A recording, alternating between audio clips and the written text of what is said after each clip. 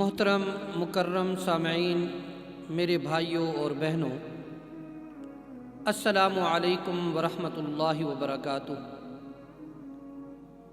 اللہ پاک نے انسانوں کی رہنمائی اور ہدایت کے لیے انبیاء کا سلسلہ مبعوث فرمایا۔ انبیاء اپنی محنت کے ذریعے انسانوں کو راہ ہدایت دکھاتے رہے، مگر یہ انسان فطرتاً بھول بھجکڑ ہے۔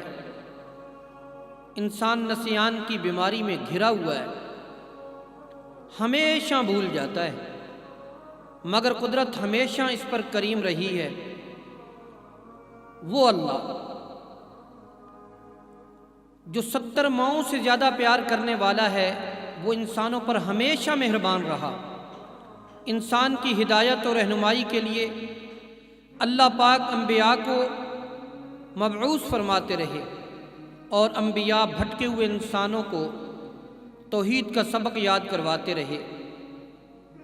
یوں طویل محنت کے بعد عقیدہ توحید انسان کے قلوب و اذہان میں راسخ ہو جاتا،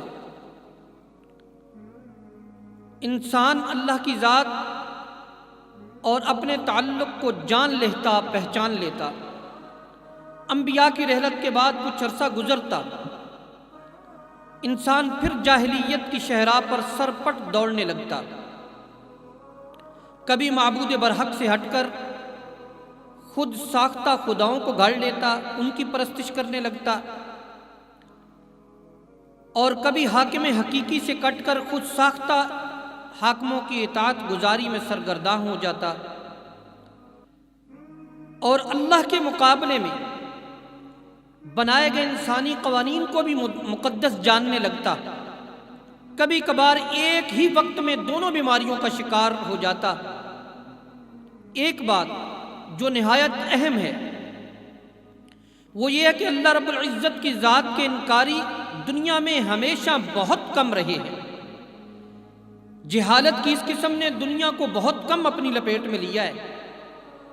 انسان نے بحیثیت مجموعی رب العالمین کی ذات کا انکار کم ہی کیا۔ جب انسان بھٹکتا اور گمراہ ہوتا، جب بھی انسان شہرائے ہدایت کو چھوڑ بیٹھتا، تو کبھی اللہ کی ذات و عبادات میں شریک ٹھہراتا، اور کبھی اللہ کے اقتدار و اختیار میں خود ساختہ حاکمیت تراش لیتا۔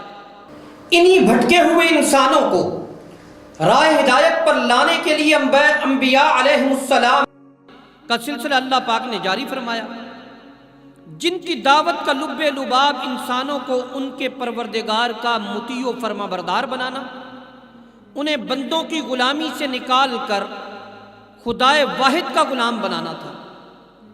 ان انسانوں کی حاکمیت، انسانوں کی بنائی گئی شرائع و دین، انسانوں کے خود ساختہ اصول حیات، خود تراشیدہ روایات اور اقتدار سے نکال کر انبیاء علیہ السلام نے انسانوں کو وحی ربانی کے تابع بنایا۔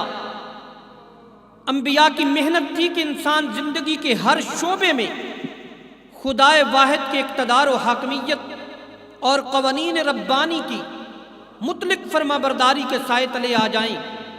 ایسا کرنا لازم بھی تھا اور ضروری بھی۔ انسان کو اس کائنات میں جینا ہے، اور کائنات ایک مکمل نظام رکھتی ہے جو اللہ کے حکم کے 1000% تابع ہے۔ زمین و آسمان، ہوا، آگ، پانی، ان سب سے انسان کا واسطہ ہے، اور یہ سب صرف اللہ کے اختیار میں تقوینی و قدرتی طور پر چلتے ہیں، بندوں کا ان پر اختیار نہیں۔ دوسرے نمبر پر انسان کا وجود ہے، اس کی اپنی تخلیق، پیدائش سے موت تک، آنکھ، دماغ، زبان، دل، ہاتھ، پاؤں، وجود، صحت، بیماری، سب ہمارے اختیار سے باہر ہیں۔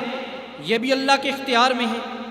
کائنات بھی اختیار میں نہیں، بیماری، صحت کی تخلیق بھی ہمارے اختیار میں نہیں۔ تیسرے نمبر پر اگر کوئی چیز ہے، ہماری اختیاری زندگی ہے، جس میں چلنے پھرنے کی طاقت تو رب نے دی، ساتھ اختیار بھی دے دیا۔ دیکھنا، بولنا، آنکھیں، زبان رب نے دی، دیکھنے اور بولنے کا اختیار بھی دے دیا۔ اب ہماری زندگی کے 2 حصے ہو گئے۔ ایک اختیاری و تکوینی حصہ اور زندگی کا دوسرا حصہ غیر اختیاری۔ اب غور کیجئے، جب کل کائنات حکم ربانی کے سامنے سر تسلیم خم ہے، سورج، چاند، ستارے، زمین و آسمان، پہاڑ، نخلستان، بر و بر، دن رات، گرمی سردی، ہوا، پانی، آگ، سب اسی کی فرما برداری میں سرگرداں ہیں، تب انسان اس کائنات کا ایک معمولی ترین جز ہے۔ اس جز کو رب کی بغاوت یا تقابل کی جرت کیوں کر ہو؟ یہ انسان رب کا باغی کیوں بنے؟ رب کے مقابل حاکم و قانون ساز خود کو کیوں کر سمجھے؟ ہم کیوں انا ربکم الاعلیٰ کا نعرہ تراش بیٹھیں؟ پھر ہم بلا شرکت غیر اپنی حاکمیت کا دھونس کیوں جما لیتے ہیں، جبکہ احکم الحاکمین رب موجود ہے؟